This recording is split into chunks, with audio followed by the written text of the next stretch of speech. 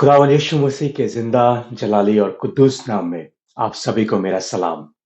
एक बार फिर Scottish Asian Christian fellowship की तरफ से जो ग्लासगो में हर महीने मिलते हैं, उनके वसीले एक बार फिर मैं इस इबादत को आपके साथ शेयर करना चाहता हूँ।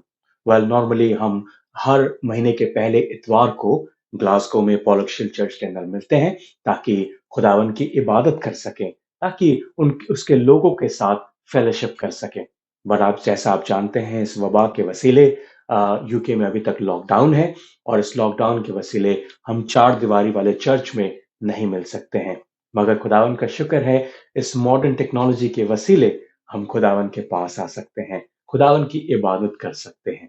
और यही मौका है आज कि आप जहां पर भी हैं, आप चाहे गाड़ी चला रहे हो, चाहे अपने सोफे पर बैठकर इस इबादत को देख रहे हो, आइए हम खुदावन की इबादत करें, रूह और सच्चाई के साथ उसकी इबादत करें, अपने दिलों को तैयार करें, अपनी रूह को तैयार करें ताकि हम उसकी इबादत कर सकें। क्योंकि जैसा आप जानते हैं, कलाम कहता है कि वो ऐसे ही परस्तारों को जो रूह और सच्चाई से उसकी इबादत करें, वो उसकी ऐसे ही परस्तारों को ढूंढता है। खुदावन हमें पहाड़ों पर नहीं, जंगलों में नहीं, सिर्फ चर्चों में ही नहीं, मगर हमारे घरों में जो उसने हमारे लिए पाक कर रखे हैं, वो लिविंग रूम हमारे लिए पाक कर रखे हैं, वहीं पर हमारे से मिलने के लिए तैयार है। वो हर जगह हमसे मिलने के लिए, हमसे रूबरू होने के लिए तैयार है। कंडीशन सिर्फ ये है कि हम अपने दिलों को उसकी तरफ रजू करें, अपनी रूह को उसके साथ जोड़ें ताकि खुदावन हमें बरकत दे सके, हमें उन तरीकों को बता सके, अपनी पाक रूह के वसीले उन ज़रियों को बता सकें जिससे हम अपनी ज़िंदगी उसके साथ जोड़ सकें और इबादत कर सकें, उसके कलाम में और ज़्यादा गहराई से जा सकें और उसके कलाम को पढ़कर, उसके कलाम को सुनकर, उसकी हुक्मों को मानकर अपनी ज़िंदगी को खुदावन के अंदर, जब हमारी ज़िंदगी एंड हो, तो उसके साथ इटर्निटी में रह सकें। और इस खुदा कैसे कर सकते हैं ये सब? हम खुदावन की होली स्पिरिट के द्वारा, खुदावन की पाक रूह के वसीले इन तमाम कामों को कर सकते हैं।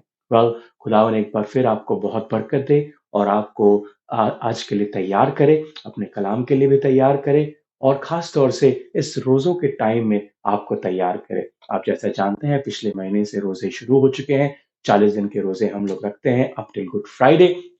खुदावन का शुक्र है कि अब आप में से बहुत लोग हैं जो रोज़ा परस्त हैं। मगर अगर आप रोज़ा नहीं रख रहे, तो खुदावन आपको फिर भी बरकत दे। मगर कोशिश करें कि आप रोज़ा रख सकें। अगर आप नहीं रख सकते, आपको डर लगता है, खुदावन से माँग कर देखें। खुदावन से अ, पूछ कर देखें, क्या खुदा मैं रोज़े रखूँ? और अगर खुदा आपको कहता है, तो आप रोज़े ज़रूर रखें, क्योंकि रोज़ों से आपको और रोज़े इस बात के लिए ना नहीं रखें कि आपको खुदा से कुछ चाहिए। रोज़े इस बात के लिए नहीं रखें कि आपको किसी गंदी आदत को छोड़ना है। रोज़े इस बात के लिए रखें क्योंकि आप खुदावन की परस्तिश करना चाहते हैं। रोज़े इस बात के लिए रखें कि आप खुदावन की नज़दीकी में आना चाहते हैं और ऐसी चीज़ों को छोड़ने की कोशिश ही नहीं करें जो आपकी ज़िंदगी में गलत हैं, मगर कुछ ऐसी चीज़ों को और अपनाने की कोशिश करें जो आप नॉर्मल दिनों में नहीं कर पाते। कलाम आप एक बार पढ़ते हैं या नहीं पढ़ते, कलाम को बार-बार पढ़ें, 2 या 3 बार पढ़ें। आप दुआ में नहीं बैठते, आप टाइम निकालें कि कब आप दुआ में बैठ सकते हैं और खुदावन उन रोज़ों के वसीले आपके जो ब्रेक थ्रू हैं, हमारे ज़िंदगी में जो कर्सेस हैं, खुदावन उन रोज़ों के वसीले उनको तोड़ता है। आई डोंट नो कि मैं किससे आज बात कर रहा हूँ, मगर मैं गुज़ारिश करता हूँ कि आप रोज़े रखें और रोज़े रख के इस वो ब्रेक थ्रू जो खुदावन आपकी ज़िंदगी में लेकर आना चाहता है, वो आ सकता है। मैंने खुद उस ब्रेक थ्रू को अपनी ज़िंदगी के अंदर, उस ट्रांसफॉर्मेशन को इन रोज़ों के वसीले, इन 40 दिन के रोज़ों के वसीले पाया है। तो आइए हम खुदावन में अपने आप को जोड़ें और उसकी इबादत करें। इससे पहले कि हम दुआ में जाएँ, आइए हम कलाम को पढ़ते हैं। कलाम में लिखा है, ज़बूर उसका 19वाँ बाब और उसकी 7वीं आयत से मैं आपके साथ पढ़ना चाहता हूँ। लिखा है, खुदावन की शरीयत कामिल है, वो जान को बहाल करती है। खुदावन की शहादत बरहक है, नादान को दानिश बख्शती है। खुदावन के कवानीन रास्त हैं, वो दिल को फरहत पहुंचाते हैं।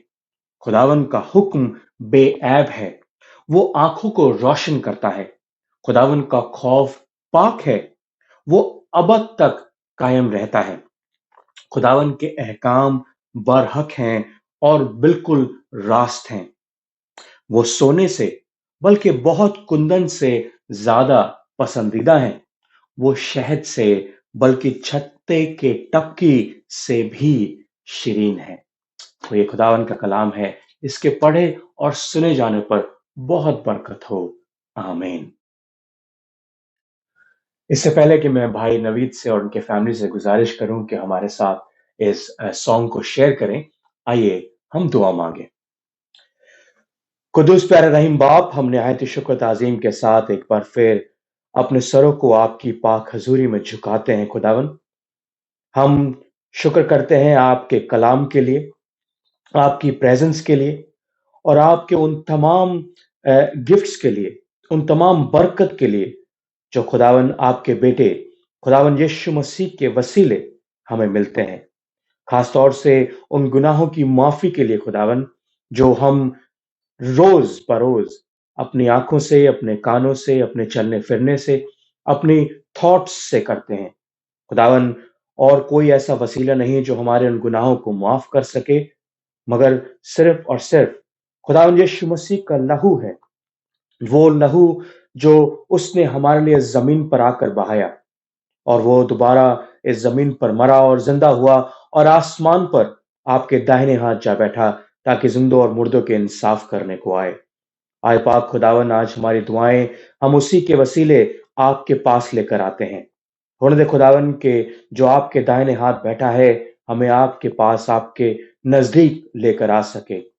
हम आपका शुक्र करते हैं खुदावन ताला, आपकी पाक रूह के लिए, जो खुदावन यीशु मसीह के जाने के बाद हमें सिखाती है कि हम कैसे दुआ कर सकते हैं, कैसे आपकी इबादत कर सकते हैं और कैसे अपने घुटनों पर आकर अपने गुनाहों की माफी पा सकते हैं।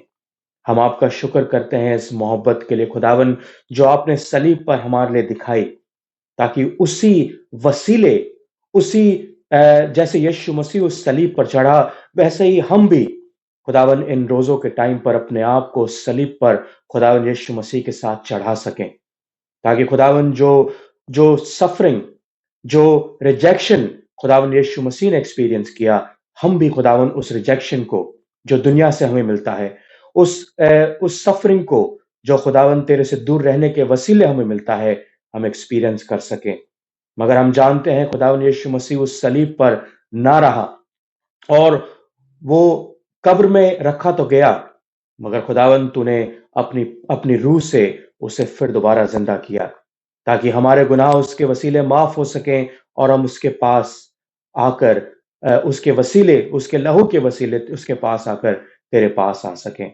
हम अपने आप को आपके हाथों में सुपुर्द करते हैं पाक जिंदा खुदा, और चाहते कि आप हमारे गुनाहों को माफ करें, हमारे गुनाहों को माफ करें खुदावन, क्योंकि वो सलीब जो खुदावन यीशु मसीह ने हमें दी है, हम नहीं जानते कि वो सलीब क्या है। हम नहीं जानते कि वो सलीब कैसी लगती है और हम नहीं जानते कि वो सलीब हमारे लिए कैसे काम करती है। खुदावन, जैसे वो सलीब उस उन लोगों के लिए जो शुरुआती दिनों में खुदावन यीशु मसीह के साथ थे, उनके लिए एक उनके लिए ना समझ थी, उनके समझ से बाहर थी, वैसे ही खुदावन हमारी सलीबें भी हमारी समझ से बाहर हैं। आए खुदावन, हमारे को दिखा कि वो सलीब कैसी है। हमें दिखा कि उस सलीब से हम कैसे अपने आप को खो सकते हैं, मगर तुझे पा सकते हैं। आए खुदावन, हम अपने आप को आपके पास लेकर आते हैं, ताकि उस सलीब में आपके साथ जुड़ सकें, ताकि उस सलीब को आपके साथ उठा सकें। खास तौर से इन रोजों के दिनों में हम अपने आप को आपके साथ, आपके साथ रखते हैं प्रभु जी। होने दे कि हम, हमारे दिल जो कठोर हो चुके हैं, हमारी रूहें जो तुझसे दूर हो चुकी हैं, एक बार फिर खुदावन तेरे वसीले तेरे पास आ सकें। खुदावन, तू हम पर रहम कर और हमें नए तरीकों को सिखा, ताकि हम तेरी आवाज को सुनकर तेरे चेले, तेरे बेटे और तेरी बेटियां कहला सकें खुदावन, और तेरी उन तमाम अ, हुक्मों को जो तेरे कलाम में लिखे हैं, उन पर अमल कर सकें। खुदावन, तो हमारी इबादत में हमारे साथ हो। हमें संभाल, अपनी कुव्वत, अपनी दया, अपनी भलाई, अपनी सामर्थ से हमें तृप्त कर खुदावन, ताकि हम तेरे अनुग्रह में चलते रहें, आपकी ग्रेस में चल सकें, आपकी मर्जी में चल सकें। और अपने आप को आपके लिए अर्पण कर सकें, अपने आप को आपके लिए कुर्बान कर सकें। हम आपका शुक्र करते हुए इस दुआ को एक बार फिर आपके बेटे हमारे ज़िंदा खुदावंद यीशु मसीह के नाम से माँग लेते हैं। हमारी प्रार्थना को दिल से सुन और कबूल कर। आमीन। अगेन एक बार फिर मैं भाई काम से गुज़ारिश करूँगा, भाई नवीद से गुज़ारिश करूँगा कि वो इस सॉन्ग को हमारे साथ शेयर करें। खुदावन आपको बहुत बरकत दे। आमीन।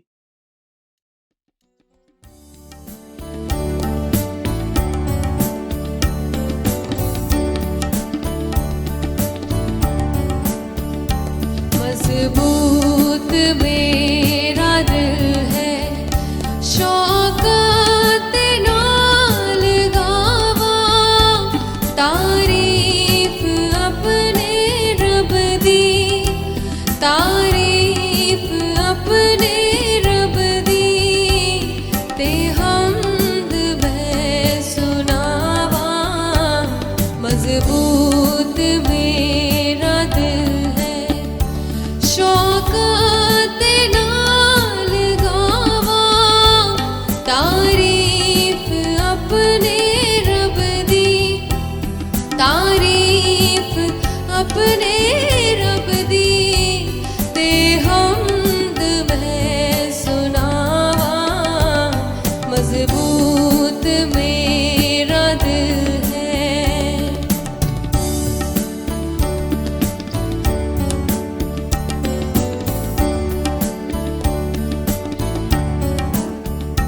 पर्वत बीन जागे, मैं जागांगा सवेरे, पर्वत बीन जागे, मैं जागांगा सवेरे, कौमाते ओ मताविश, कौमाते ओ मताविश, शुक्राने गावा तेरे। मजबूत मेरा दिल है।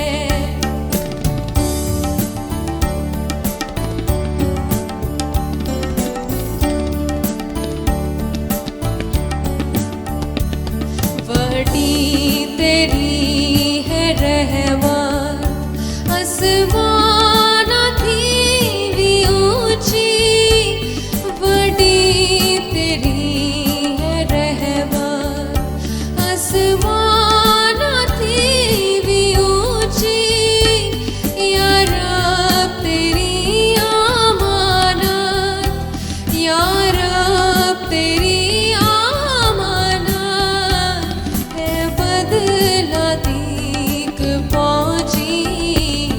मजबूत मेरा दिल है।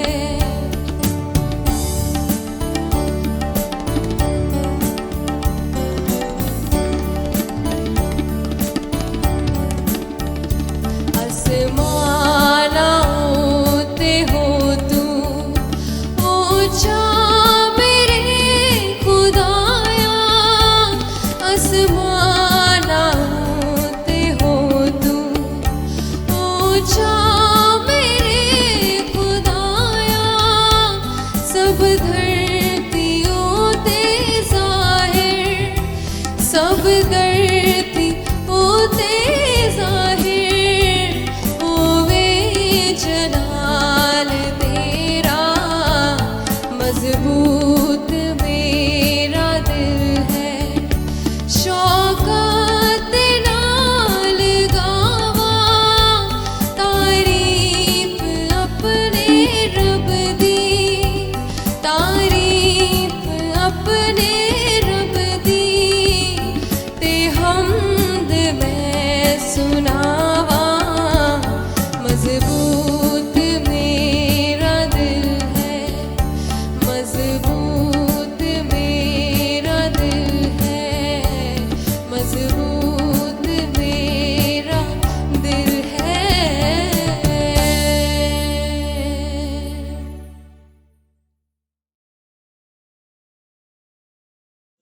आइए हम खुदावन के कलाम को सुनने के लिए अपने आप को तैयार करें।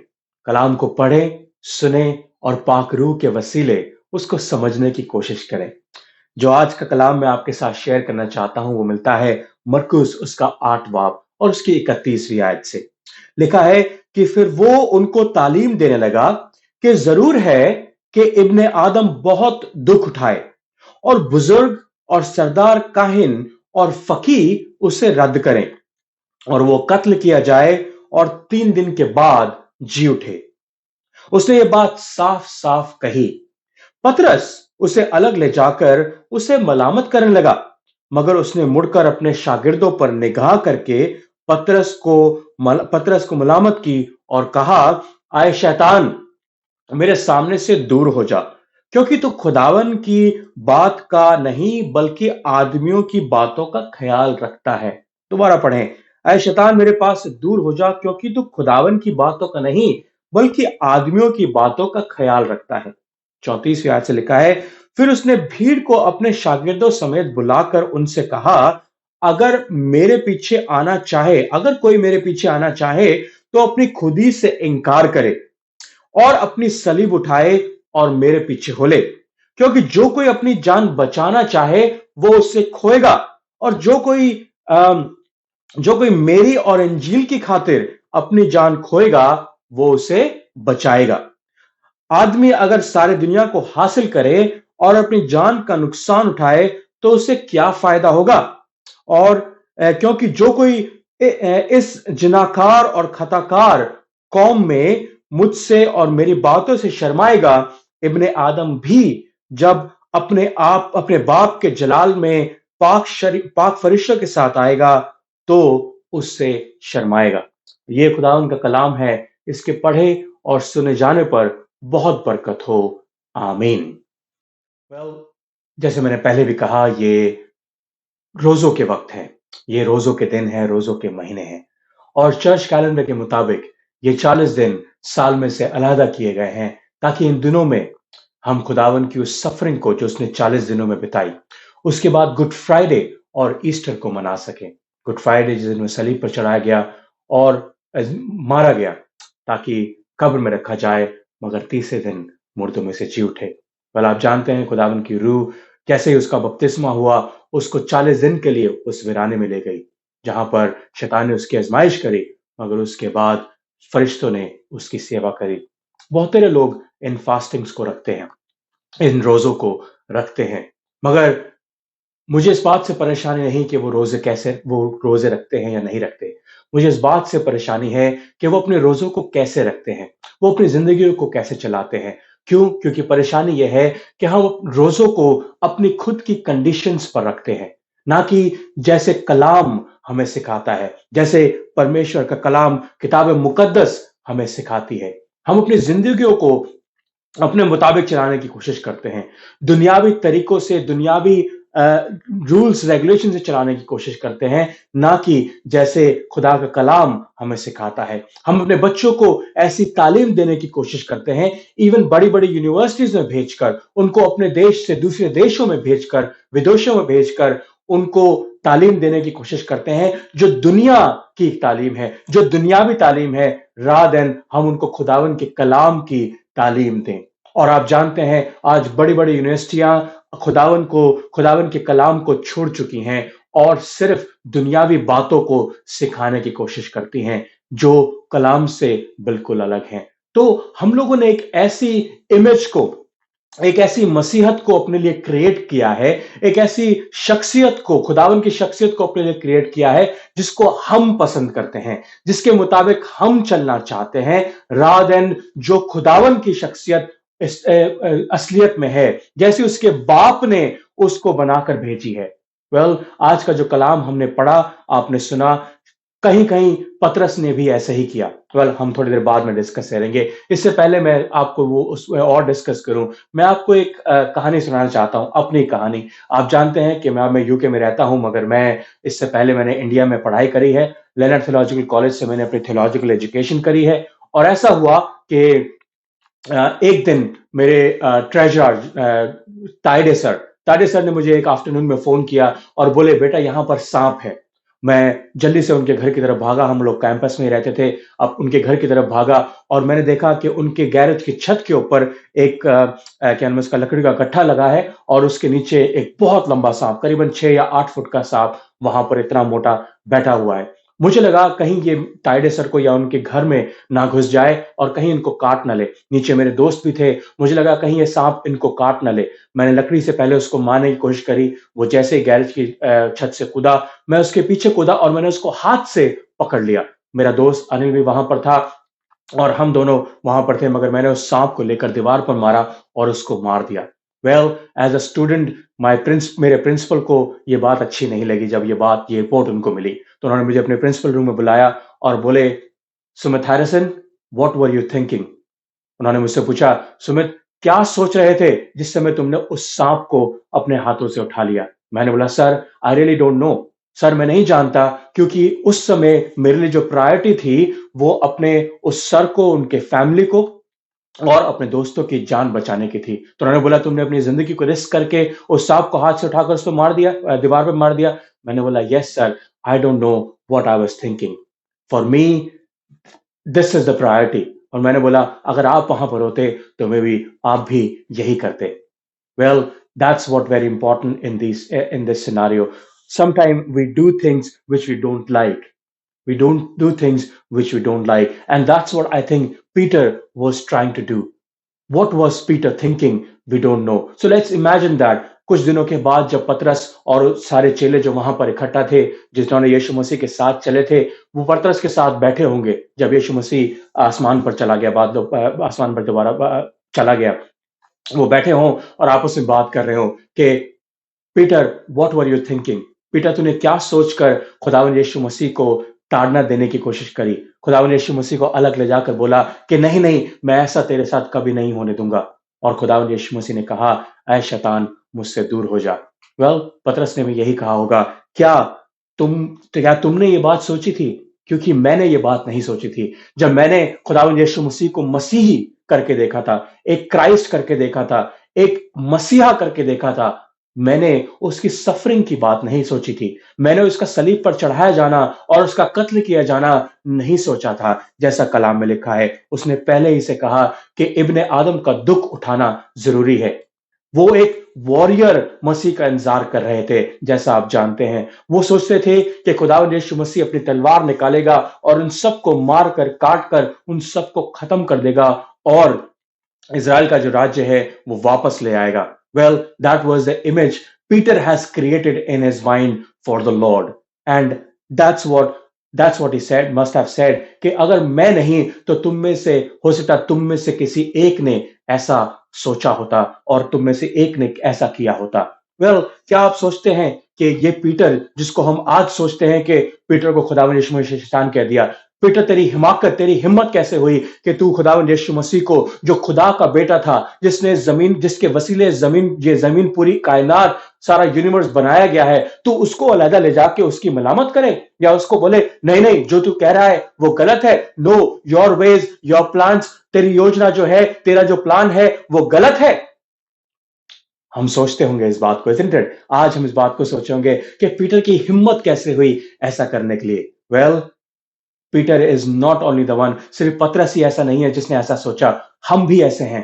हमारे साथ भी बहुत बार ऐसा होता है कि जब किसी और के जो विजन्स होते हैं, जब किसी और की जो शख्सियत होती है, जब वो हमारे साथ नहीं मिलती, जब वो हमारे सोच विचार के साथ नहीं मिलती, जो हमारे जिंदगी जीने के अनुसार नहीं मिलती, हम लोग क्या करते हैं, हम उसको साइड में ले जाकर उसको अपने अनुसार, अपने तरीके से ढालने की कोशिश करते हैं और कोशिश करते हैं कि हम उसको किसी तरीके से जो हम चाहते हैं, जो हम सोचते हैं, हम वही उसके साथ कर सके, ये भी वैसे ही चल सके जैसे हम अपनी जिंदगी को जीने की कोशिश करते हैं, क्योंकि हम समझदार हैं, हमें पता है कि जिंदगी कैसे जी जाती है। अगर हम अपने आप में ईमानदारी रखें, ईमानदारी से इस बात को सोचें, तो हम में से सब ऐसे हैं जो खुदावंद यीशु मसीह से डिसएग्री करते हैं। कहीं ना कहीं खुदावंद यीशु मसीह से डिसएग्री करते हैं। नहीं तो मैं आपके सामने एग्जांपल देता हूं। हम लोग बाइबल में पढ़ते हैं कि यीशु मसीह ने जब वो सिनेगॉग के अंदर जो क्या नाम है उसका, जिसमें बदरू थी, खुदावंद यीशु मसीह ने उस डीमन को, उस शैतान को जो उसके अंदर था, जो बदरू उसके अंदर थी, उसको शांत करा दिया। हम लोग कहते हैं खुदावंद यीशु मसीह, जब तू इस डीमन को साइलेंस करा सकता है, तो तू हमारे अंदर की जो बदरुएं हैं, जो हमारा अंदर का जो केओस है, जो हमारे अंदर की जो वर्ल्ड की में जीने की जो परेशानियां हैं, क्या तू उसको दूर नहीं कर सकता? जब तू यीशु मसीह तू पतरस की सांस को उसके उसके उसके बुखार को ठीक कर सकता है, तो क्या तू हमारे कैनवस का जो माए हैं, हमारे जो बच्चे हैं, हमारे जो हॉस्पिटल में लोग पड़े हैं, क्या तू उनको ठीक नहीं कर सकता? क्या तू एक जो लेपर था, तू उसको उसकी स्किन बच्चे की तरह कर सकता है, दोबारा उस लेपर को क्लीन कर सकता है? तो क्यों नहीं तू हमारी रूह को, हमारे जिस्मों को क्लीन करता? और जो हम परेशानी में है, अकेलेपन में है, क्या तू उनको तू ठीक क्यों नहीं कर देता? कि हम कई बार खुदावंद यीशु मसीह कहते हैं, खुदावंद तूने तो समुंदर को, तूने तो क्या नाम है उसका, जो स्टॉर्म्स हैं, तूफानों को शांत कर दिया, तो क्या तू हमारी जिंदगी में जो उठते तूफान है, क्या तू उनको शांत नहीं कर सकता? क्या जो जमीन पर, जो पूरे दुनिया के अंदर जो भूचाल आते हैं, क्या जो स्टॉर्म्स आते हैं, क्या तू उनको नहीं खत्म कर सकता? जैसे तूने यायर की बेटी को तूने जिंदा कर दिया, क्या तू हम में से जो हमारे बुजुर्ग मर जाते हैं या हमारे बच्चे मर जाते हैं, क्या तू उनको जिंदा नहीं कर सकता? क्या जैसे तूने 5,000 लोगों को सिर्फ कुछ रोटी और कुछ मछली से तूने उन सबको खिला दिया, क्या आज तू जो लोग भूखे सोते हैं, खासतौर से जो छोटे बच्चे, नन्हे बच्चे जो भूखे सोते हैं, जिनकी कोई गलती भी नहीं है, क्या तू उनको नहीं खिला सकता? हम ये बात हर बार बार अपनी दुआओं में, अपने जब हम खुदावंद पे शक करते हैं, इन बातों को बोलते और इन बातों को दोहराते हैं। और आई थिंक लाजमी भी है कि हम इस बातों को सोचें, क्या खुदावंद जब यीशु मसीह जमीन पर था, तब उसने ये मौजे किए, क्या ये सेम मौजे आज वो हमारे साथ नहीं कर सकता? यकीन मानिए, मैंने बहुतेरे लोग अपने ईमान को छोड़ते हुए, चर्चेस को छोड़ते हुए देखा है, इन्हीं रीजन की वजह से। सफरिंग जो होती है, जो दुख परेशानी होती है, वो 80% लोग जो क्रिश्चियनिटी को छोड़ देते हैं, अपने ईमान को छोड़ देते हैं, उनके साथ यही रीजन होता है। दुख, तकलीफ, मौत या तंगी या बदहाली या भुखमरी, इस वसीले से वो अपने ईमान को छोड़ देते हैं। मगर अगर आप पीछे कलाम में जाएं, तो यीशु मसीह ने इसी पतरस से, जो आज उसको घुड़की दे रहा है, जो आज उसको उसकी मलामत करता है, आज उसको साइड में ले जाकर कुछ कहता है, नहीं नहीं ऐसा हम नहीं होने देंगे, इसी पतरस से खुदावंद यीशु मसीह ने पिछले चैप्टर में पूछा था कि व्हाट डू यू से आई एम, तू क्या सोचता है कि मैं कौन हूं? और उसने कहा, the Christ, you are the saviour of the world, you are my Christ, you are the anointed of God. तो खुदावंद यीशु मसीह का बेटा है, तो खुदावंद का बेटा है, और मैं तुझे अपना नजात दहिंदा खुदावंद करके मानता हूं। वेल, पतरस सही बोलता है। पतरस ने कुछ ऐसी बात नहीं बोली जो उसे नहीं बोलनी चाहिए थी, या जो पतरस ने ना देखी हो। मगर अनफॉर्चुनेटली पतरस जो था, उसने फिर भी एक ऐसी इमेज क्रिएट कर रखी थी। जब उसने उसको क्राइस्ट बोला, जब उसने उसको अपना मसीहा बोला, तब भी उसने एक एज अ वॉरियर मसीहा की तरह से उसको देखा होगा। We all have that images, isn't it? हम लोगों ने भी अपनी एक इमेज खुदावंद यीशु मसीह के लिए तैयार कर रखी है, और हम खुदावंद यीशु मसीह को उसी इमेज में ढालना चाहते हैं। हम चाहते हैं कि जो इमेज, जो शख्स खुदावंद हम तेरी देखते हैं, तो उसके अंदर ढल जा, क्योंकि हम ऐसे मसीहा को पसंद करते हैं। हम ऐसे मसीहा को पसंद करते हैं जो बदरूहों को निकालता है। हम ऐसे मसीहा को पसंद करते हैं जो हमारे को रोगों से, जो हमारे डिजीज से हमारे को क्योर देता है, जो हमें चंगा करता है। हम ऐसे खुदावंद यीशु मसीह को मानना चाहते हैं, ऐसे खुदावंद यीशु मसीह के पीछे चलना चाहते हैं, जो मुर्दों को जिंदा करता है, जो बहरों को कान देता है, जो गूंगों को बोलना सिखाता है, जो बदरूहों को निकालता है, जो लोगों को खाना खिलाता है। और ऐसे खुदावंद यीशु मसीह के पीछे चलना चाहते हैं जो हमें तमाम बरकतों से मामूर करता है, जो हमें बरकत पे बरकत दिया जाता है। मगर जैसे ही हमारी जिंदगी में सफरिंग आती है, जैसे ही हमारी जिंदगी में दुख, कलेश, परेशानी, मौत, तंगी, भुखमरी आती है, हम उस यीशु मसीह से दूर होना चाहते हैं। हम उस इमेज को जो हमने खुदावंद यीशु मसीह के लिए तैयार की थी, हम कहते हैं नहीं खुदावंद यीशु मसीह, तू ऐसा खुदा नहीं है जो हमें सफरिंग देता है, तू ऐसा खुदा नहीं है जो हमें दर्द देता है, तू ऐसा खुदा नहीं है जो हमें अपनी बरकतों से दूर रखता हो। मगर खुदावंद यीशु मसीह कहता है, इट्स नॉट माई इमेज जो तुमने मेरे लिए तैयार कर रखी है, जो इमेज तुमने अपने दिमाग में मेरे लिए तैयार कर रखी है, I am not that Christ.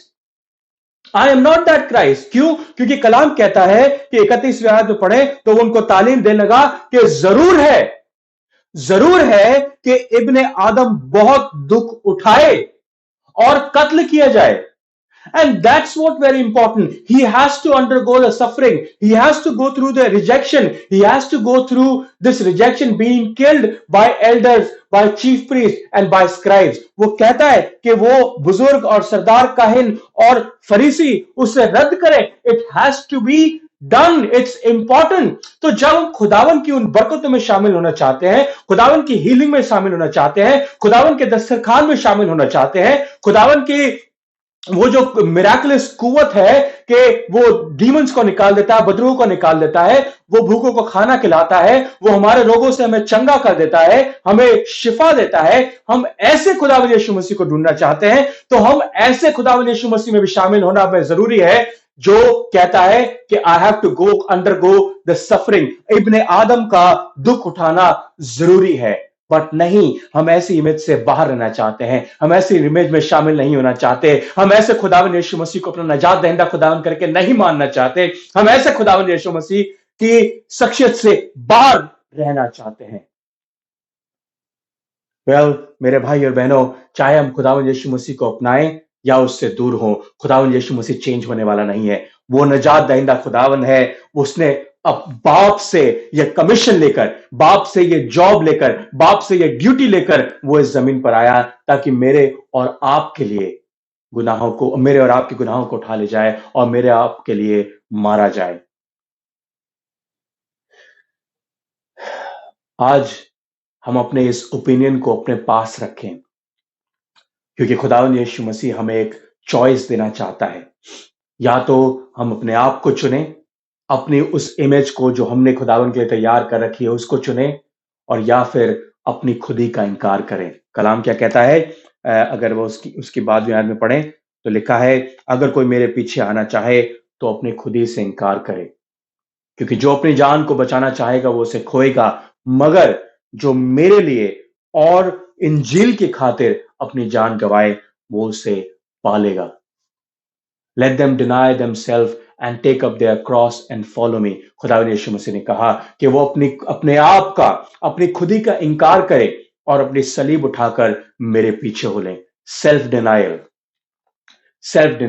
अपनी खुदी का इनकार करना हमारे लिए जरूरी है और लाजमी है। और यकीन मानिए कि जब हम अपनी खुदी का इनकार करते हैं, हम खुदावंद को रूबरू देखते हैं। जब हम अपनी वो इमेज जो हमने खुदावंद यीशु मसीह के लिए तैयार कर रखी है, जब उस इमेज को तोड़कर हटते हैं, तब हम खुदावंद को रूबरू देखते हैं, यीशु मसीह के चेहरे को रूबरू देखते हैं। क्योंकि कलाम कहता है, follow me and I will make you fisher of man, isn't it? Follow me. खुदावंद यीशु मसीह ने कहा, मेरे पीछे हो ले। मेरे पीछे कौन से मसीह के पीछे? आप जानते हैं उस समय भी, जिस समय खुदावंद यीशु मसीह पर जमीन पर था, उस समय भी भतेरे अपने आप को मसीह कहते थे। और इस समय भी, आज पिछले कुछ सालों में, पिछले कुछ सेंचुरियों में बहुतेरे ऐसे आए जिन्होंने अपने आप को मसीह कहा, और बहुतेरे हैं जो उनके पीछे हो लेते हैं, उन शैतानों के पीछे हो लेते हैं जो उनको अंधियारे कुएं में लेकर जाते हैं, जो उनको अनंत के जीवन में नहीं मगर अंधियारे में लेकर जाते हैं और उस दोजख में लेकर जाते हैं। यीशु मसीह ने कहा, मेरे पीछे हो लो, क्योंकि I know the way, I am the truth, I am the life, I am the way. मैं ही मार्ग, सच्चाई और जीवन हूं, और कोई नहीं है। मेरे अलावा कोई नहीं जो तुम्हें खुदावंद के पास ले जा सकता हो। जब पतरस ने ये बात सुनी, जब चेलों ने ये बात सुनी, जब यीशु मसीह ने कहा, follow me and I will make you fish for people, I don't know उसके दिमाग में क्या चल रहा था। क्या वो सोचता था कि ये खुदावन यीशु मसीह मुझे वॉरियर बनाएगा? क्या वो सोचता था कि यीशु मसीह मुझे बिना किसी सफरिंग के उस ताज को दे देगा जो उसने जो जो उसके पास है? I don't know, but I think हम लोग यही सोचते हैं। जब आज आप अपने अपनी स्क्रीन को खोला ताकि आप इबादत कर सकें, जब आपने अपने बच्चों को जब आपने अपना बपतिस्मा लिया, अगर आपका एल्डर बपतिस्मा हुआ है या कॉन्फर्मेशन हुआ है, या जब आप अपने बच्चों को बपतिस्मा देने के लिए जाते हैं, क्या आप इस बात को सोचते हैं कि हम कौन से खुदावन यीशु मसीह के पीछे चलने वाले हैं? क्या उस खुदावन यीशु मसीह के पीछे जो हमें बरकतें देता है, जो हमारी जिंदगी में मौजे करता है, जो हमारे अंदर से गंदी बुरी आत्माओं को निकालता है, या हम ऐसे खुदावन यीशु मसीह के पीछे होना चाहते हैं जो कहता है कि इब्ने आदम का दुख उठाना लाजमी है, और जो अपनी खुदी का इनकार करे वो मेरे पीछे हो ले, क्योंकि अगर तो अपनी जिंदगी खोगे अपने लिए तो फानी है, तो कोई फायदा नहीं, मगर अगर मेरे लिए और इंजील के लिए अपनी जिंदगी खोगे तो तुम उसको पालोगे। Self denial is very important. Self denial, सिर्फ सेल्फ डिनायल, खुद अपनी खुदी का इनकार करना ही हमारे लिए खुदावन यीशु मसीह के पीछे चलना है। और खुदावन यीशु मसीह कहता है, जो तुम अपनी जिंदगी खोगे तो तुम मेरी जिंदगी ले लोगे। बिकॉज जिसके पास बेटा है उसके पास बाप भी है। तुम बेटे के वसीले ही बाप के पास जा सकते हो। खुदावन यीशु मसीह बार बार हमें इस बात को रिमाइंड कराता है कि थ्रू सेल्फ डिनायल ही है जो हमें हमारे गिरने पर हमें उठा सकता है, जो हमारे गिविंग अप पर, हमारे लूजिंग में हमें सेव कर सकता है। कहता ना, कलाम लिखा है, जैसे लिखा है कि जो उसे खोएगा वो उसे पालेगा। बड़ी स्ट्रेंज सी बात है, इजंट इट, कि जो उसे खोएगा, जो अपनी रूह को, जो अपनी जान बचाना चाहे वो उसे खोएगा। आप अगर अपनी जान को बचाना चाहेंगे तो आप उसे खो देंगे, मगर अगर आप खुदावन के लिए अपनी जान को खोएंगे तो आप उसको पालेंगे। हमारे गिरने में, अगर हम अपने सेल्फ डिनायल में जब हम गिरते हैं तो खुदावन अपने हाथों में हमें उठा लेता है। जब हम अपने आप को बचाना चाहते हैं तब नहीं, मगर जब अपनी जान अपने आप को नहीं बचाना चाहते तब हमें खुदावन अपने पास लेकर आता है। जब हमारी मौत होती है तभी हमारा रेजरेक्शन होता है। रिमेंबर दैट, जब हमारी मौत होती है तभी हमारा पुनरुत्थान होता है। जब हमारी मौत होती है तभी death will bring you the resurrection, nothing else, and only Jesus can bring you that resurrection. Death पर उसने ऑलरेडी, मौत पर उसने ऑलरेडी फतह पा ली है, और रेजरेक्शन देने के लिए वो तैयार है। मेरे भाइयों बहनों, हम अभी भी कोशिश करते हैं कि किस तरीके से दूसरों पर फतह हासिल कर लें, दुनियावी तरीकों से दुनिया के ऊपर फतह हासिल कर लें। हम अपने आप को बचाना चाहते हैं, अपने लिए बचाना चाहते हैं। हम अपने सर्कमस्टांसेस को, अपनी परिस्थितियों को इस वबा के टाइम में हर चीज को कंट्रोल करना चाहते हैं। हम चाहते हैं कि हर चीज हमारे कंट्रोल में रहे। इससे बेहतर कि हम अपने आप को खुदावन में दे दें, अपने आप को खुदावन में सरेंडर करें। हम ऐसा नहीं करना चाहते।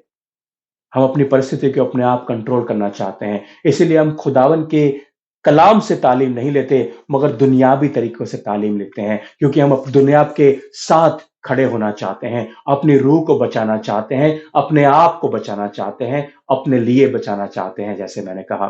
और कभी कभी इसी वजह से, इसी इमेज की वजह से जो खुदावन की हमने तैयार करी है, हम खुदावन यीशु मसीह को भी, खुदावन यीशु मसीह की मलामत कर देते हैं, जैसे पतरस ने करी। पतरस के पास वो इमेज थी कि दुनिया इस तरीके से चलती है। दुनिया का, जब अगर आपको किंगडम ऑफ हेवन एस्टैब्लिश करना है, so you have to fight. मगर खुदावंद यीशु मसीह ने कहा, इब्ने आदम को दुख उठाना जरूरी है, उसकी मौत होना जरूरी है, उसका रेजरेक्शन होना जरूरी है, और उसके वसीले वो मौत पर फतह पाएगा और किंगडम ऑफ हेवन को इस जमीन पर एस्टैब्लिश करेगा। And that's what we do. Peter did the same, we are doing the same. Peter Patras ने उसको रिब्यूक करने की कोशिश करी, उसकी मलामत करने की कोशिश करी, और हम भी अपनी परिस्थितियों से, अपने काम करने से, अपने कंट्रोलिंग पावर से एक दूसरे के ऊपर, खुदावन के कलाम के ऊपर, खुदावन की उस इमेज के ऊपर कंट्रोल करने की कोशिश करके खुदावन यीशु मसीह की मलामत करते हैं, उसे रिब्यूक करने की कोशिश करते हैं। मेरे भाइयों बहनों, खुदावन यीशु मसीह ने कभी ऐसा नहीं किया, हार्डली कभी ऐसा किया होगा कि किसी और के ऊपर हुकूमत करने की कोशिश करी हो, किसी और को दबाकर उठने की कोशिश करी हो। खुदावंद यीशु मसीह ने ऐसा कभी नहीं किया। खुदावंद यीशु मसीह ने उस जहान से मोहब्बत रखी जो उससे नफ़रत करती थी। खुदावंद यीशु मसीह ने उस जहान को अ, चंगाई दी, उस जहान को शिफ़ा दी जो उसको ज़ख्म दे रहे थे। खुदावंद यीशु मसीह ने उन तमाम लोगों को मोहब्बत बाँटी, जो लोग सारी दुनिया में नफ़रत फैलाने की कोशिश कर रहे थे। उन तमाम लोगों को माफ़ किया, जो दुनिया में किसी को माफ़ नहीं करना चाहते थे, जो उसको बार-बार ताड़ना देते थे, बार-बार उसको सताते थे। That's what God has done and this is the difference. ये हमारे बीच में और खुदावन के अंदर डिफरेंस है कि खुदावन माफ़ करना चाहता है, हम बदला लेना चाहते हैं। जबकि कलाम कहता है वेंजेंस इज़ माइन, बदला लेना मेरा काम है, तुम्हारा काम नहीं है। मगर हम बदला लेना चाहते हैं क्योंकि हम अपनी चीज़ों को अपने हाथों से कंट्रोल करना चाहते हैं and we are proud of that. Instead of trusting God, इससे बेहतर कि हम खुदावंद यीशु मसीह पर 100% ट्रस्ट करें। हम अपने आप को, अपनी ज़िंदगी को, अपने बच्चों को, अपने फाइनेंसेस को, अपनी फैमिली को, अपने रिश्तों को कंट्रोल करना चाहते हैं और कलाम से सीखना नहीं चाहते, कलाम से सबक लेना नहीं चाहते। वेल, खुदावंद यीशु मसीह ने हमें चॉइस दी है, जैसे मैंने आपको कहा। ये चॉइस सेल्फ डिनायल की है, अपनी खुदी का इनकार करने की है। If you don't deny yourself, अगर हम अपने आप को डिनाय नहीं करते, तो हम खुदावन से कैसे मिल सकते हैं? क्योंकि कलाम कहता है he was rejected, by elders, he was rejected. उस वो कहता है ना कि जरूर है कि दुख उठाए और बुजुर्ग और सरदार काहिन और फकीर उसे रद्द करें। ये रद्द होना खुदावन के लिए लाजमी था, हमारे लिए भी इस तमाम दुनिया से रद्द होना लाजमी है। अपने आप को खुदा का कहलाना लाजमी है रादर देन दुनिया का कहलाना। हमारे बच्चों का खुदावंद यीशु मसीह की इमेज में पलना और बढ़ना और उसकी शख्सियत में आगे बढ़ना जरूरी है, ना कि दुनिया में सक्सेसफुल होना। कल मैं देख रहा था किसको ये एक भाई कलाम दे रहे थे और उसमें लिखा था 10 steps to become a successful Christian. 10 steps to become a successful Christian. And I was surprised. It's like a corporate world. 10 steps to become an entrepreneur. 10 steps to become a warrior.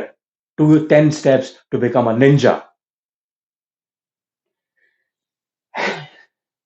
मसीहत में successful होने की जरूरत नहीं है। मसीहत में अपनी खुदी का इनकार करना जरूरी है।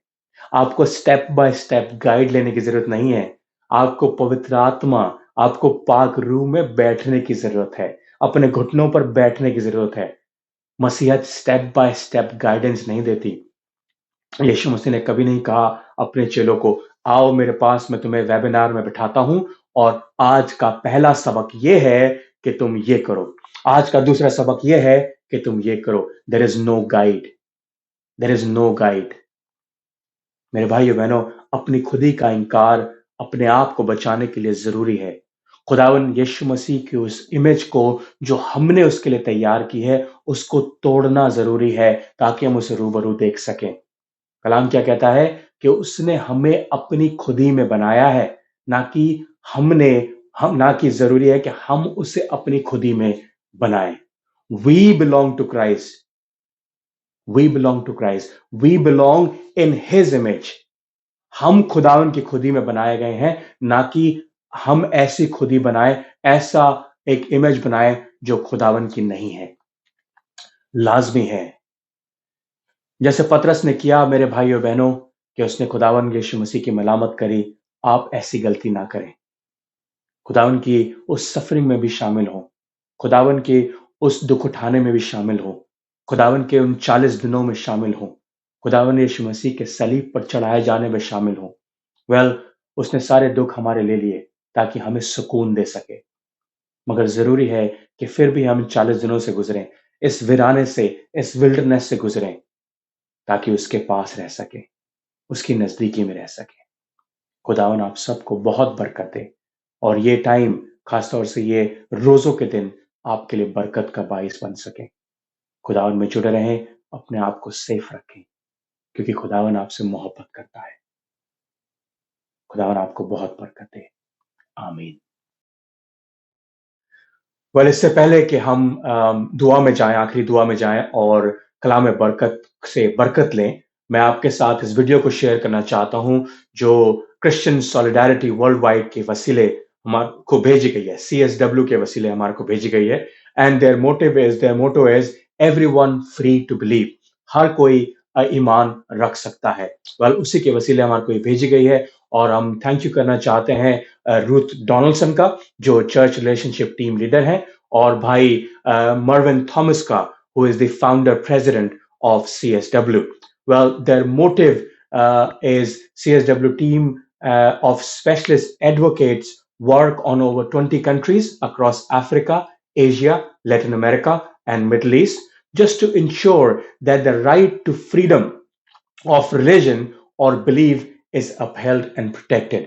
वो इस बात को कोशिश करते हैं कि इन तमाम जगहों में जो मैंने पढ़ा, वहां पर जो राइट टू फ्रीडम है, किसी कोई भी अपने धर्म को मान सकता है, कोई भी अपने ईमान में चल सकता है, कोई भी अपने ईमान को रख सकता है, ये प्रोटेक्ट किया जाए। Well, their vision is world free from religious persecution, where everyone can practice their religion or belief of their own choice. So वो जहां जहां भी persecution होते हैं, वहां जाकर लोगों के साथ बात करते हैं और उनको ये सिक्योरिटी प्रोवाइड करते हैं, कोशिश करते हैं सिक्योरिटी प्रोवाइड करने की, ताकि हर कोई अपने ईमान में चल सके, अपने ईमान को, जो भी ईमान में वो बढ़ना चाहता है, उसमें बढ़ सके। तो आइए हम इस वीडियो को देखें, इससे बरकत पाएं और देखें कि क्रिश्चियन सॉलिडारिटी वर्ल्ड वाइड क्या दुनिया के अंदर काम कर रहा है। Thank you very much. God bless you.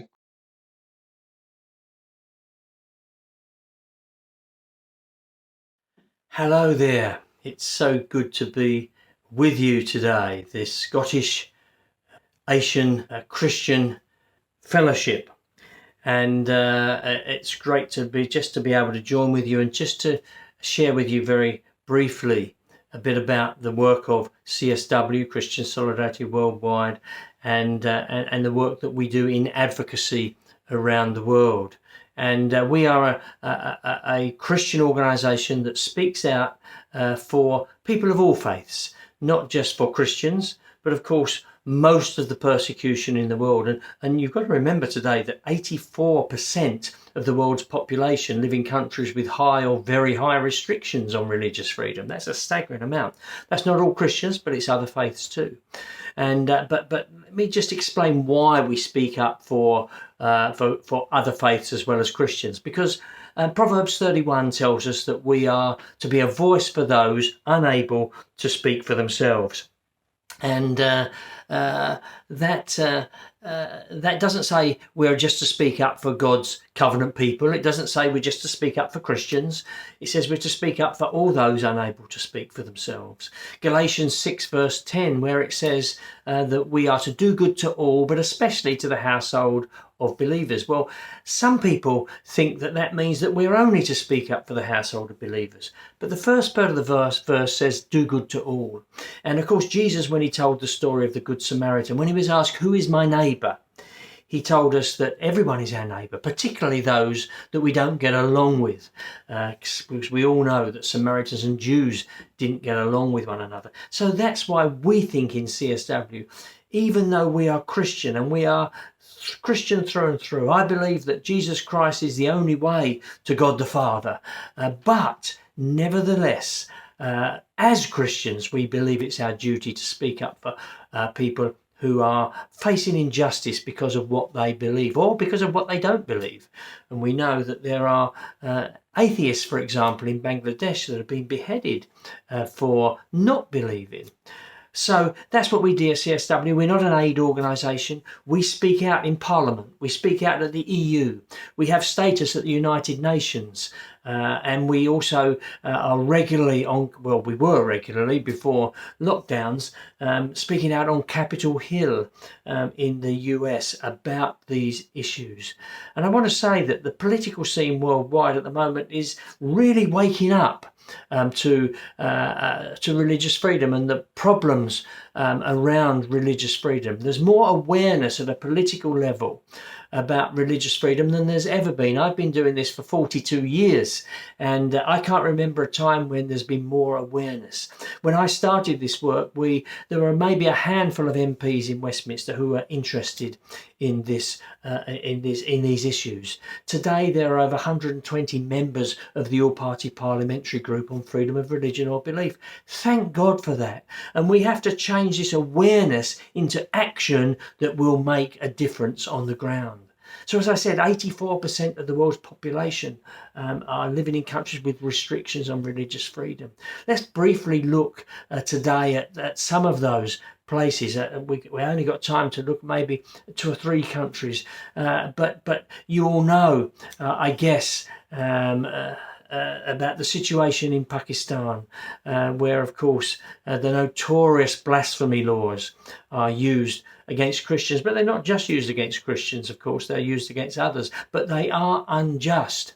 And we have so many cases of believers in particular that have been not just the problem is, once you've been accused of blasphemy, whether it's right or whether it's wrong, whether you're normally, when it gets to the very highest level at the Supreme Court, nobody has actually been executed for this. But so usually it's overturned at the very highest court, at the Supreme Court. But the very fact that you've been accused means usually that people are after you, and society and gangs of people will try to kill you because you've been accused of blasphemy. And of course, you've also got the problem in Pakistan of forced marriage, and both of Christian girls and of Hindu girls too. And we speak up against those. In the country of India, where both Christians and Muslims are persecuted, and we hear, in fact, according to the Pew Research organisation, that India has the highest levels of societal violence against people of faith than anywhere in the world. That's staggering.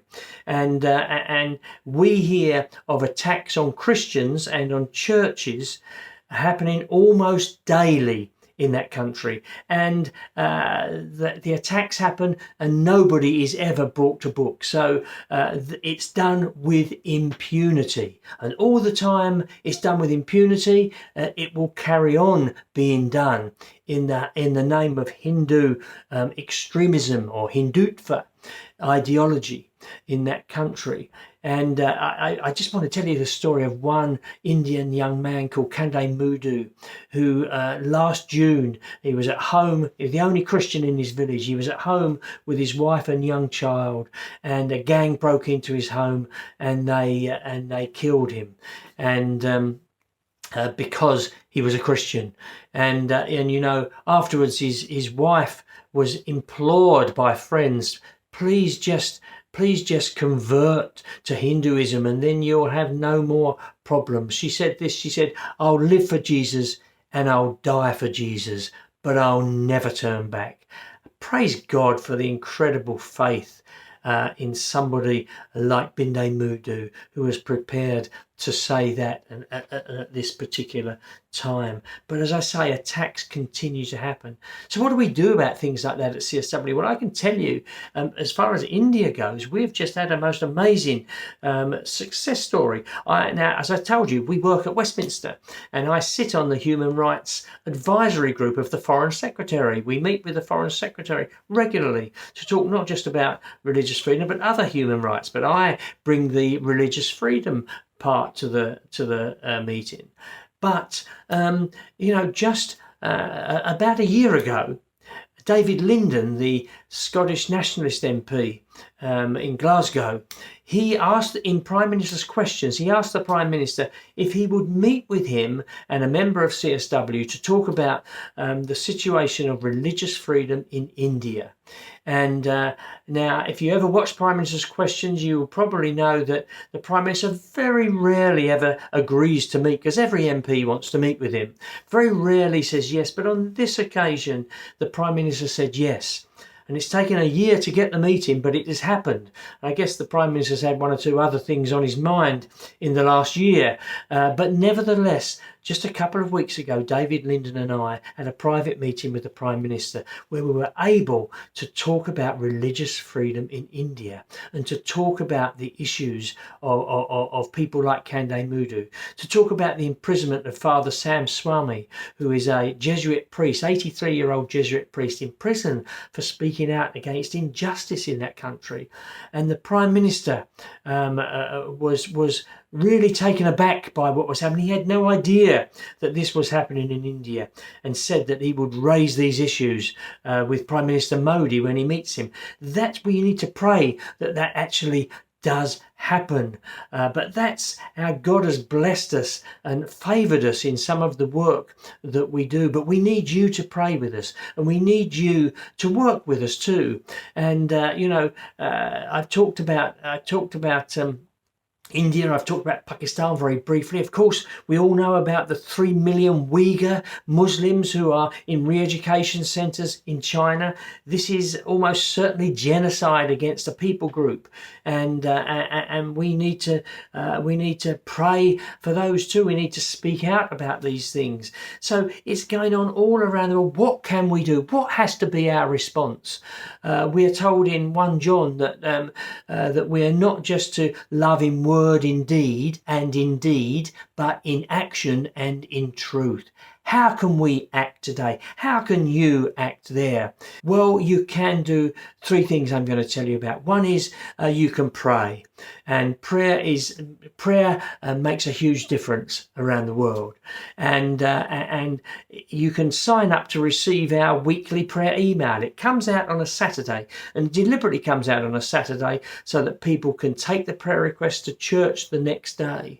But we need to pray for people in the countries that I mentioned and many other countries who are suffering because of what they believe. The second thing we need to do is to provide, and you can provide in different ways. You can provide financially for an organisation like CSW. We only exist because individuals are prepared to give us regular gifts for the work that we do at the highest level, but we need that support. You can provide also for those in need. You can provide those who are in prison, or the families of those in prison, or human rights defenders around the world. How can you provide? You can write letters or cards to encourage them. And we have a resource on our website, our website is csw.org.uk. We have a resource on there called Connect and Encourage. And that's basically an address book where you can simply write a card or a letter just encouraging people who are going through these terrible things in different countries at the moment. I can tell you it makes a huge difference to them when you do that. We have testimony after testimony of those that have been encouraged when you've connected with them. And the third thing you can do is protest. And it's really important that we do protest. People like David Linden and other MPs in Parliament and people on Capitol Hill, they only know about the situations in the world because people like you protest. I can only get meetings with people at the highest level because people are protesting. And so we make it very easy in CSW for you to be able to take action. And I want to tell you one quick story where you can take action today. In Nigeria, in Kano State, there was a man called Professor Tafa and his wife, and they ran an orphanage in Kano. They ran 2 actually, another one in southern Kaduna. And on Christmas Day 2019, Professor Tafa was arrested, and he was arrested and charged with running an illegal orphanage. And Soon afterwards, his wife was able to produce all of the documents to show that they were legally registered in both places. But they, instead of letting him go, they changed the charges to the illegal abduction of minors.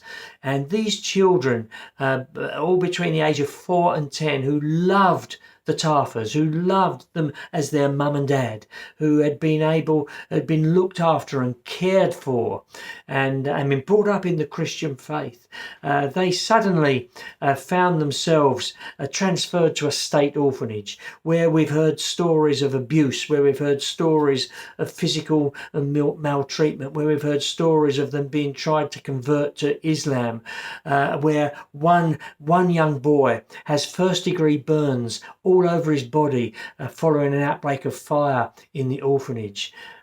We need to pray that Professor Tarfa, they released him after a year from prison. They haven't dropped the charges, but they changed his bail conditions because of pressure that we were putting on. He was actually released, but he's waiting to go for trial again for the illegal abduction of minors. I would like you to send a letter to Lord Ahmed, who is the Foreign Office Minister for Human Rights. You can do that on our website, csw.org.uk. You can send an email very, very easily, asking him to get the Nigerian government to do two things. One is to drop all charges against Professor Tarfa. And secondly, is to return those children to their home and to their parents, Professor and Mrs. Tarfa. You can do that today. So we can pray, we can protest, we can provide, we can speak out. One thing I would suggest that is not an option as Christians today, and that is no action. We have to speak out.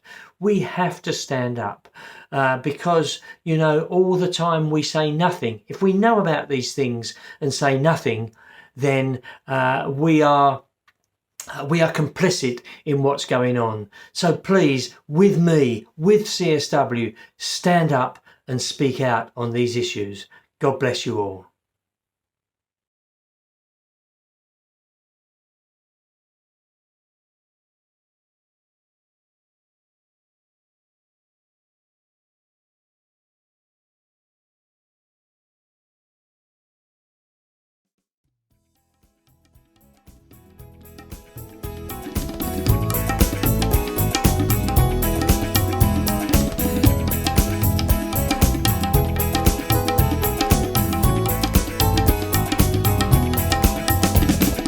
रब की होवे सना हमेशा रब की होवे सना रब की होवे सना हमेशा रब की होवे सना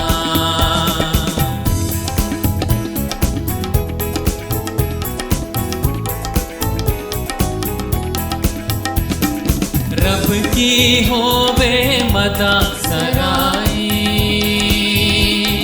रब की होवे मदा सराई उसके नाम की सना उसके नाम की सना हमेशा रब की होवे सना रब की होवे सना हमेशा रब की होवे सना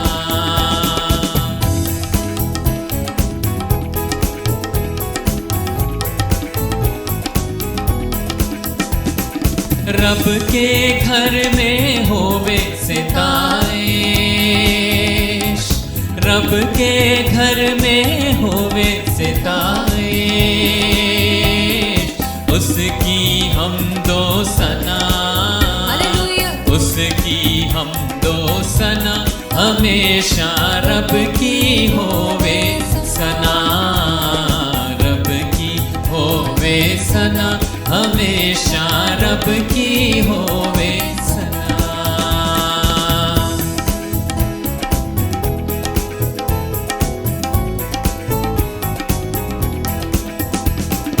कामों में है वो कैसा कादिर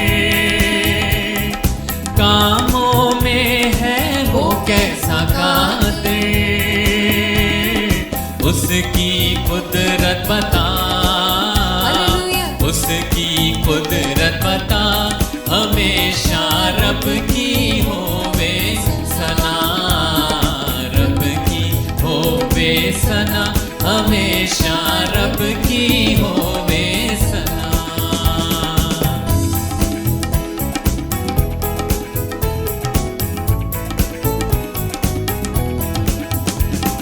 जय के जोर से फूको नरसिंगा,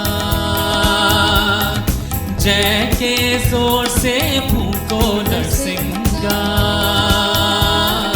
पर्वत बीन बजा, पर्वत बीन बजा, हमेशा रब की होवे सना, रब की होवे सना, हमेशा रब की होवे सना।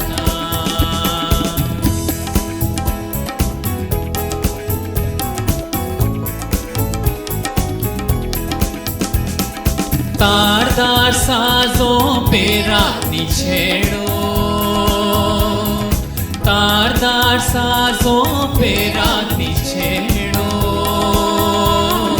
तब और तबले बजा, तब और तबले बजा, हमेशा रब की होवे सना, रब की होवे सना, हमेशा रब की होवे सना।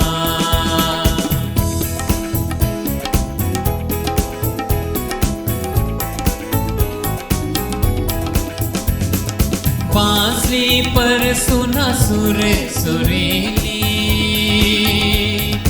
बांसुरी पर सुना सुरे सुरीली, झन झन झांझ बजा, हालेलुया। झन झन झांझ बजा, हमेशा रब की होवे सना, रब की होवे सना, हमेशा रब की होवे सना।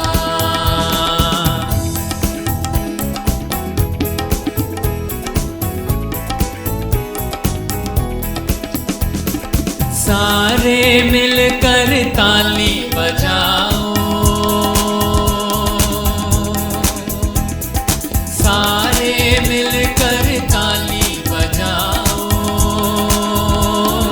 गाओ रब की सना, गाओ रब की सना, हमेशा रब की होवे सना, रब की होवे सना, हमेशा रब की होवे सना, रब की होवे सना, हमेशा रब की होवे सना, रब की होवे सना, हमेशा रब की होवे सना, रब की होवे सना, हमेशा रब की होवे सना, रब की होवे सना, हमेशा रब की होवे सना।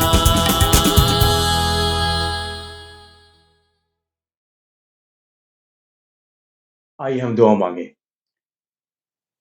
कुदूस प्यारे रहीम बाप, बहुत बार ऐसा होता है कि हम चाहते हैं कि तू समुद्रों की लहरों की तरह या पहाड़ों की ऊंचाइयों की तरह या खुदावन उन बवंडर की हवाओं की तरह हमसे आकर बात कर सके, ताकि हमारी जड़ें हिलाई जाएं और हम तुझको सुनने के लिए अपने बिस्तरों को पलट दें।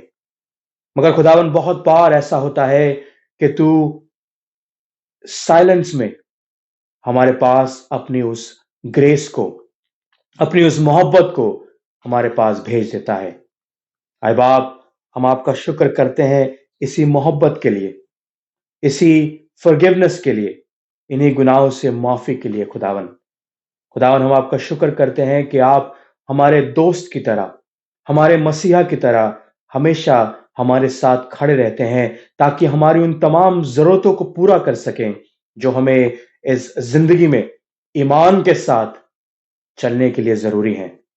आए खुदावन, हम आपका शुक्र करते हैं आपकी पाक रूह के लिए, जो हमें हमारे इबादत गाहों में लेकर जाती है, हमारे ईमान में हमें पुख्ता करती है और हमें इस बात के लिए तैयार करती है कि जब जब हमारे पर सताव आए, जब जब हमारे पर दुख आए, तो खुदावन हम उनसे लड़ने के लिए तैयार रह सकें। खुदावन तेरी पाक रूह हमें तैयार करती है कि हम कैसे एक दूसरे के पैरों को धोकर उनकी सेवा कर सकें, क्योंकि खुदावन तेरा कलाम कहता कि इब्ने आदम इस जमीन पर इसलिए नहीं आया ताकि हुकूमत कर सके, मगर इसलिए आया ताकि लोगों की सेवा कर सके, ताकि लोगों के साथ मोहब्बत कर सके। आए खुदावन, होने दे कि हम तेरे बच्चे आज तेरी उस सेवकाई में, तेरी उस मिनिस्ट्री में शामिल हो सकें, ताकि हम जो लोग जेल्स में हैं उनके पास जाकर उनसे मिल सकें, क्योंकि कुछ लोग ऐसे हैं जो उन जेलों में इस वसीले सड़ते हैं क्योंकि उन्होंने कभी सच्चाई या न्याय की बातों को किया है, तेरे लोगों को बचाने के लिए अपनी आवाज को उठाया है, तेरे लोगों को संभालने के लिए अपने घरों को खोला है। आए बाप, होने दे कि हम उन तमाम लोगों की सेवा कर सकें, तमाम उन लोगों के साथ शामिल हो सकें, और इससे बेहतर कि उनको नेग्लेक्ट करें, उनको अपनी जिंदगियों में, अपने घरों में अपना सकें। खुदावन, हम उन तमाम बच्चों के लिए दुआ करते हैं जो भूखे, मोहताज, लाचार हैं, और उन पेरेंट्स के लिए भी, उन माँ बाप के लिए भी दुआ करते हैं जिनके पास, जिनकी झोलियों में इतना पैसा नहीं कि वो अपने बच्चों को खाने के लिए रोटी, पहनने के लिए कपड़ा और रहने के लिए छत दे सकें। है बाप, होने दे कि हमारे खजाने खुदावन जो तू दबा दबा कर और हिला हिला कर भरता है, हमारे खजानों में से हम उनके अंश को निकाल कर दे सके, ताकि वो लोग भी तेरे नाम से तृप्त किए जाएं, तेरे नाम से खुदावन वो आसमानी खजानों से भरे जा सकें। खुदावन, हम तमाम लोगों के लिए दुआ करते हैं जहां पर अभी भी परसिक्यूशन है, जहां पर तेरे लोग, खास तौर से मसीह लोग सताए जाते हैं, वो सीक्रेट में, उनको गुप्त में रहकर, उनको छुप कर खुदावन इबादत करनी पड़ती है, छुप कर बाइबल पढ़नी पड़ती है, छुप कर दुआ करनी पड़ती है। आए बाप, होने दे कि ऐसे तमाम देशों में ऐसे रूल्स, रेगुलेशंस, ऐसे लॉ निकल सके कि हर कोई खुदावन अपने बिलीफ में आगे बढ़ सके, हर कोई अपने फेथ में, हर कोई अपने ईमान में खुदावन, खासतौर से मसीह ईमान में आगे बढ़ सके, और उसके ऊपर कोई परसिक्यूशन ना किया जाए। आए बाप, होने दे कि हम तेरे ईमान में इसी प्रकार बढ़ते जाएं, इसी तरीके से बढ़ते जाएं खुदावन, और जब जब हमारी जिंदगी में ऐसे मुकाम आए कि हम लोगों के लिए दुआ कर सकें या लोगों की मदद कर सकें, खुदावन तू हमारे हाथों को तैयार कर। खुदावन, हम उन तमाम लोगों को याद करते हैं जो बीमार हैं, जो लाचार हैं, जो मोहताज हैं, जो हॉस्पिटल्स में पड़े हैं या केयर होम्स में पड़े हैं या अपने आखिरी दिनों को गिनते हैं। आए बाप, तो उन तमाम लोगों के बिस्तरों को पलट दे, होने दे कि वो लोग तेरी मोहब्बत को और तेरी शिफा को अपने जिस्म जान में, अपने फैमिलीज में, अपने घरों में, अपने बच्चों में, अपने रिश्तेदारों में, अपनी रूहों में महसूस कर सकें, और तेरे हाथ से छुए जाएं, ताकि खुदावन तेरे छुए जाने से हम सब शिफा पा सकें। हम आपका शुक्र करते हैं खुदावन कि तू अभी भी शिफा रास्ता खुदा है, जो हमें हमेशा बरकत और शिफा देने के लिए तैयार है। आए बाप, होने दे कि हम आपकी मोहब्बत में लोगों को बढ़ा सकें, अपने आप को बढ़ा सकें, अपनी कम्युनिटीज को बढ़ा सकें, अपने इबादत गाहों को बढ़ा सकें, अपने घरों को बढ़ा सकें खुदावन, और जहां भी हम जाएं तेरी मोहब्बत को बांट सकें। हम जहां भी जाएं खुदावन, तेरी तेरी मौत के वसीले उन लोगों को शिफा देने वाले हो सके, तेरे सलीब के वसीले उन लोगों को ईमान और खुदावन साल्वेशन देने वाले हो सके। खुदावन, हम आपका शुक्र करते हैं कि आप हमें हमेशा हमारे साथ रहते हैं, हमारे जब जब हम दुखों में डूबते हैं तब तब आप अपने दाहिने हाथ से हमें संभाल कर खड़ा करते हैं। कलाम कहता कि ईमानदार अगर 7 बार गिरे तो 7 बार उठा लिया जाएगा। आए बाप, होने दे कि हम जब 8वीं बार भी गिरे तब भी आपका कलाम और आपका हाथ हमारी पनाह दे, हमें पनाह दे, और हमें आपके गले में मुहाफिज रखे, आपके गले में हिफाजत से रखे खुदावन, क्योंकि हम जानते हैं कि आप ही सच्चे चरवाहा हैं, आप ही वो शेपर्ड हैं जो हमें सकरे मार्ग से लेकर हमें ईमान के साथ लेकर उस अनंत तक जहाँ पर आप हैं, उसके लिए हमें तैयार करेंगे।